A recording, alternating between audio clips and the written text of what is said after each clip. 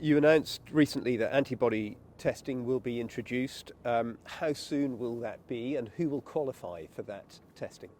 Well, it'll be a number of weeks before that's in place, and that's because the four nations of the UK, the four governments, have agreed on being able to purchase and acquire antibody tests and when they'll be in place. We'll be able to give more detail over the coming weeks and then about how that'll be used to track people who we think have had COVID-19 already, and to understand whether the antibody test will be not just helpful, but how helpful. But all of us think that'll be really helpful in making sure that not just health service workers, not just social care workers, but people across the country can go back about their business. Number of weeks, do you roughly, are we talking 4 weeks, 5 weeks, 8 weeks? I don't think it'll be helpful to give a guesstimate of when that'll be, but we'll certainly be clear when we're much nearer the time when we give you certainty, because the initial testing is one thing, but then the larger numbers the role is where I think it'll be much more significant for the public. BMA Cymru Wales are saying that they are still getting complaints about the adequacy and supply of personal protective equipment for healthcare workers. They spoke to a doctor in a hospital who said that he's only got enough mask supplies until today. There are real concerns still in some areas, despite the assurances you're giving about personal protective equipment, that there are serious gaps still there. Well, we've distributed over 3.4 million items of personal protective equipment in Wales since the start of this crisis. Over this weekend, about 600,000 respirator masks have gone out to health boards across Wales on top of that. So we are putting out significant amounts of personal protective equipment for our frontline workers. But will you concede that there are gaps and infection is spreading? But I do know that there are localised problems, and where each of those come up, my expectation is that health boards deal with them. Now, this isn't a perfect world, and I know that those gaps mean that health service workers and people they're caring for will be understandably concerned, and I am too. So I don't want to try to say that everything is perfect, because I know it isn't. What we will do is what we should do. Continue to deal with all of those challenges as they arise, to resupply the PPE equipment that we have got, and to make sure that the rapid review on personal protective equipment that is taking place, and I expect to see the results of that tomorrow, that we then need to make sure that we provide PPE in accordance with that guidance. Is there a danger that you will run out of PPE supplies as this outbreak continues over the weeks and months ahead? I don't think that's going to happen, but there's always a risk that we could see demand outstrip supply in any position, and the whole world is trying to get personal protective equipment.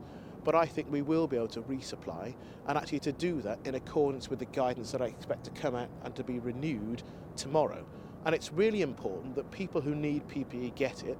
It's also really important that we don't provide PPE to people who don't need it, because that will mean that those frontline workers across health and social care in particular who need PPE will see those supplies depleted much more quickly than they should be. There are frontline health workers who feel that the guidance is being defined by rationing because there aren't enough supplies. That isn't the basis upon which the technical guidance is provided and produced. The challenge, I think, is that lots of our frontline workers are just like you and me. They're worried about themselves, about their families, and about the country. What we need to be able to do is to restate the guidance that should be in place, and we'll have that rapid review completed tomorrow, is my understanding, but then to act in accordance with that guidance. And there'll be evidence and technical specification behind that guidance, and that should give our staff confidence, and I hope the public confidence, and it's then our job to make sure that we can resupply PPE in accordance with that guidance. Very briefly, how many extra hospital beds do you think Wales will need in the weeks and months ahead? Well, we're already looking at creating at least 5,000 and potentially more. Extra beds? Yeah, so there are thousands of new beds being created. So really big numbers right across the country.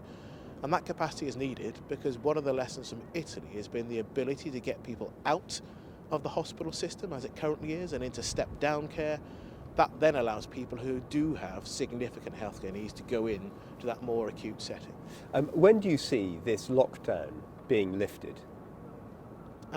It'll be weeks and weeks into the future.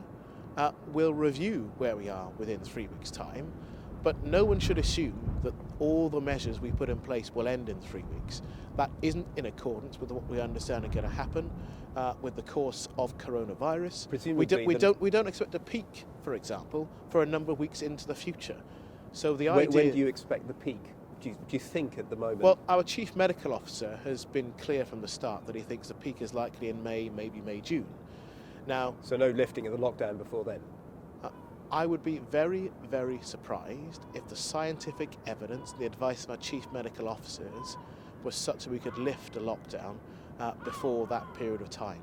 And it makes sense, doesn't it? If we don't expect the peak of this to be until the end of April into May, maybe into June, we're not going to lift the restrictions that are in place to keep all of us safe. Both those people that are vulnerable, who need to be protected, but also people like you and me who may not be in a category being the most vulnerable, but we could still catch coronavirus and we could still be significantly affected too. So this isn't a game, it's real and it's serious about protecting lives and maintaining the capacity of our health service to do just that.